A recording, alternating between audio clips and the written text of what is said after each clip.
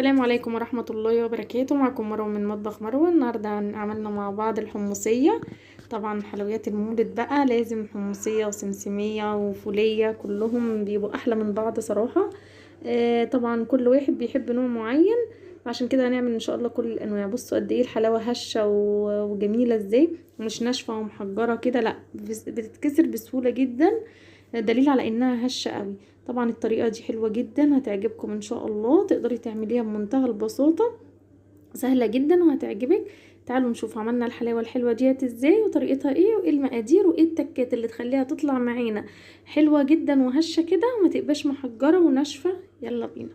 عندي هنا كوبايتين حمص يكون متقشر زي ما انتم شايفين كده، وعندي نص كوبايه عسل جلوكوز، وتلت كوبايه ميه عاديه من الحنفيه، كوبايه سكر حبيبات، واقل من ربع معلقه بيكنج صودا اللي هي بتاعه الطعميه، البيكربونات بتاعه الطعميه، اقل من ربع معلقه.